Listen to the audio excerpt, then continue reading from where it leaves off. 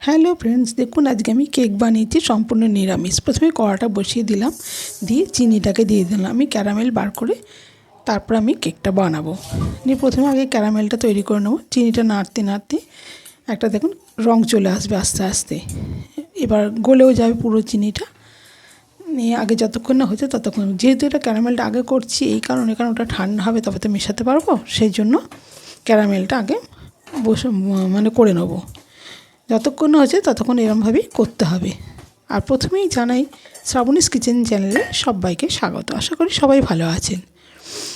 দেখুন আজকে আমি একটা সম্পূর্ণ নিরামিষ কেক তৈরি করছি। দেখুন কেমন করে হয়। প্রথমে এর ক্যারামেলটা করে নিয়ে তারপর আমি এটা যখন হয়ে যাবে, এই দেখুন কত সুন্দর হয়েছে, রঙটাও বেরিয়ে গেছে। আর খানিকটু ফোটালেই আমার হয়ে যাবে তৈরি। নিয়ে সামান্য একটু জল দেবো যাতে না বসে যায়। দিয়ে এবার সমস্ত উপকরণগুলো নিয়ে নেব। কেকের যে যা সরঞ্জাম লাগবে সেই সব সরঞ্জামগুলো সব নিয়ে নিয়েছি। নিয়ে এবার এটাকে নামিয়ে রেখে দেবো, ঠান্ডা হবে। দেখুন কত সুন্দর হয়ে গেল। এবার আমি গ্যাসটাকে অফ করে দেবো, দিয়ে ঠান্ডা করতে দেবো।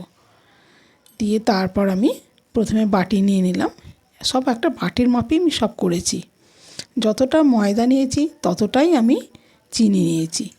প্রথমে আমি এই ছোটো মগে 1 মগ দুধ করেছিলাম, প্রথমে হাফ মগ দিয়ে দেবো, দিয়ে অল্প অল্প করে ময়দা দেবো। তার আগে আমি প্রথমে তেল দিয়ে এটাকে ভালো করে গুলে নেবো। রিফাইন্ড অয়েল 1/4 কাপ দিয়েছিলাম।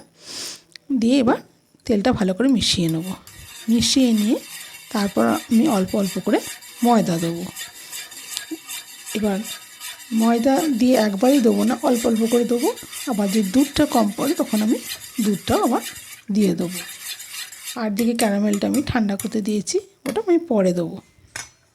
এবার অল্প অল্প করে এর ময়দা দেবো, দিয়ে আমি গুলতে থাকবো।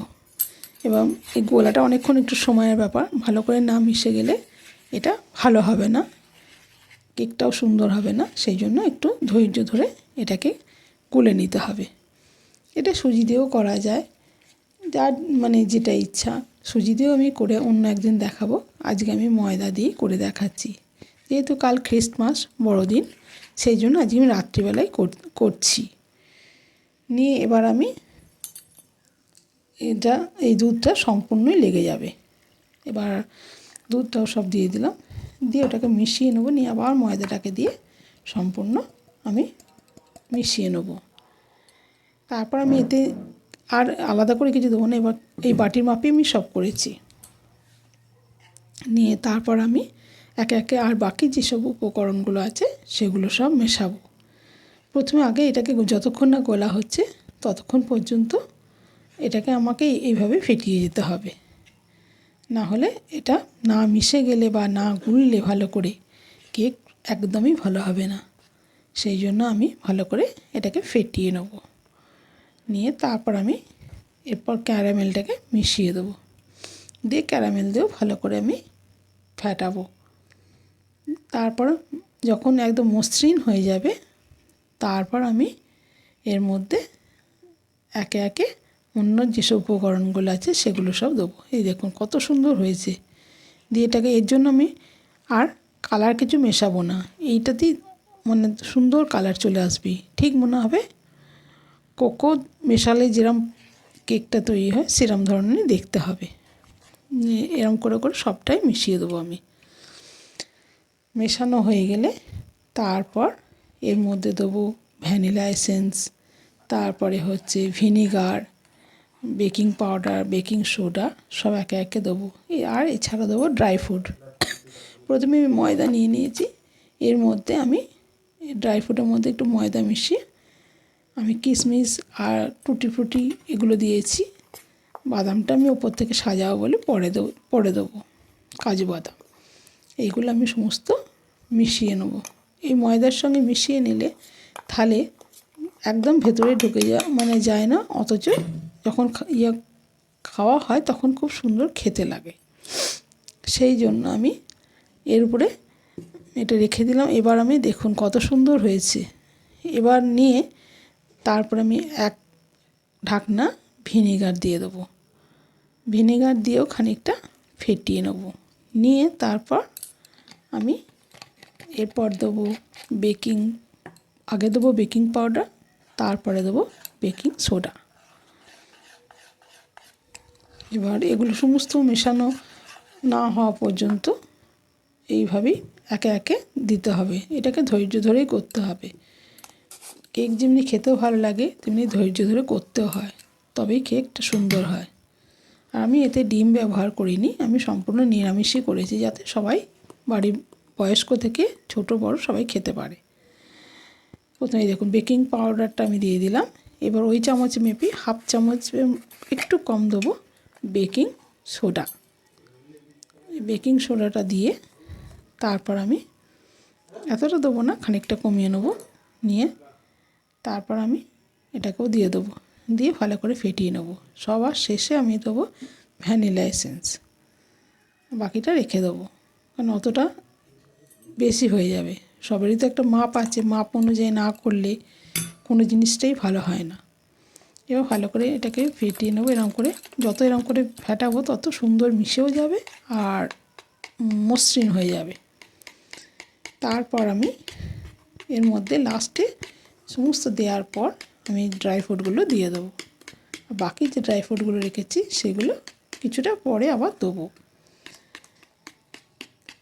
এগুলো হচ্ছে এইভাবে না মিশিয়ে করলে মানে সমস্তটা ভালোভাবে তৈরি করতে গেলে কেকে, সেই জন্য আমি এটাকে ধৈর্য ধরে প্রত্যেকটা জিনিস মেশাতে হবে আর ফেটাতে হবে।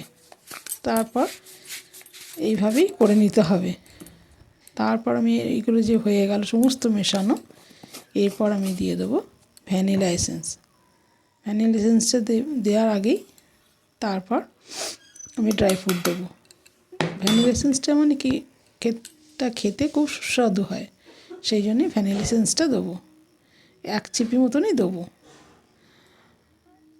এটা দিয়ে ভালো করে মিশিয়ে নেব। নিয়ে তারপর আমি ড্রাই ফ্রুটটা দিয়ে দেবো।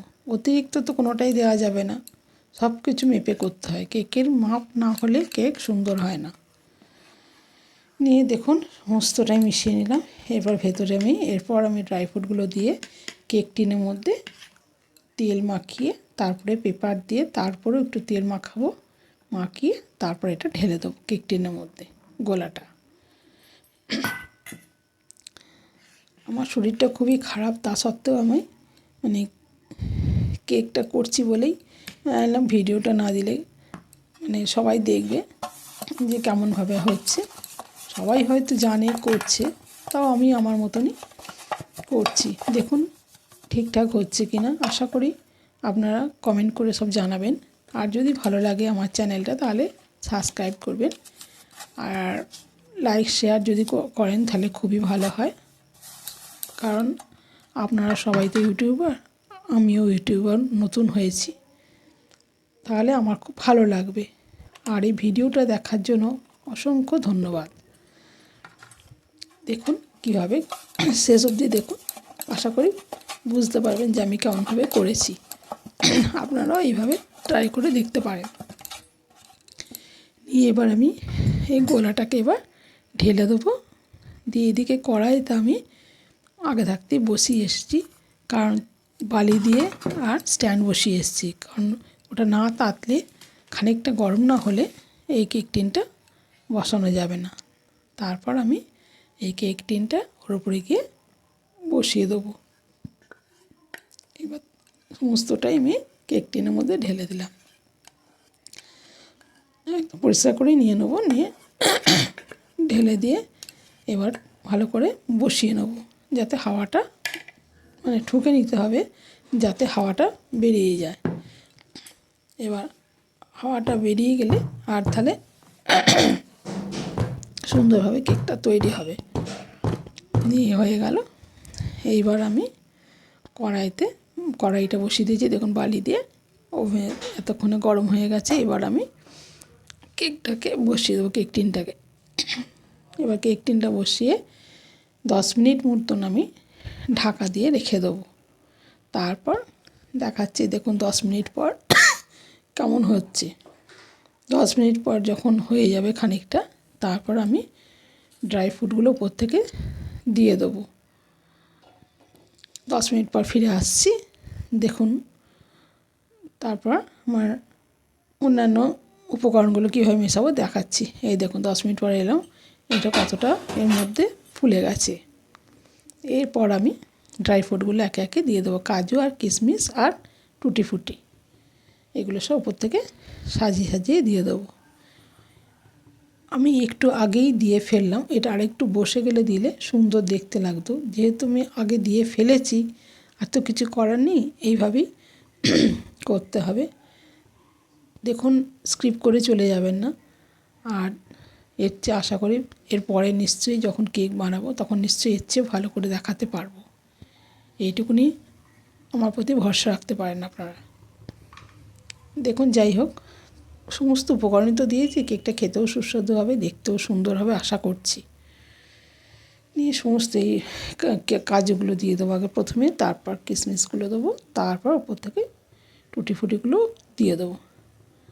দিয়ে তারপর আবার মিনিট 35 মতো আমি ঢাকা দিয়ে রেখে দেবো। যেহেতু এটা অনেকটাই আছে বলে আমি একটু সময়টা বেশি লাগে।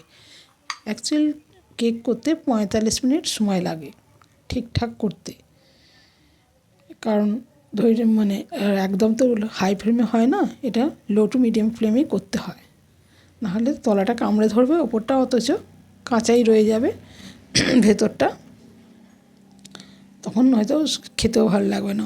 ওই জন্য ধৈর্য ধরেই কেকটাকে সময় দিয়েই করতে হয়। আর এসব জিনিস তো মানুষ রোজ রোজ করে না, কোনো অকেশনে বিশেষ করে কড়াই। দেখুন আমার সমস্ত সাজানো হয়ে গেছে, এবার আমি ঢাকা দিয়ে দেবো।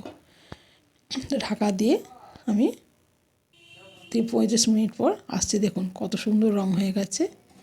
এবার একটু দেখে নেব যে ঠিকঠাক হয়েছে কি না, যদি না হয় তাহলে আরও 10 মিনিট আমি রেখে দেবো। এই দেখুন ছুঁইটা দিয়ে আমি দেখে নিলাম, দেখুন লেগে যাচ্ছে এখনও, তার মানে আরও 10 মিনিট রাখলে এটা হয়ে যাবে। তারপর ঠান্ডা হলে আমি একদম নামিয়ে ফেলবো। এই দেখুন কত সুন্দর হয়েছে কেকটা।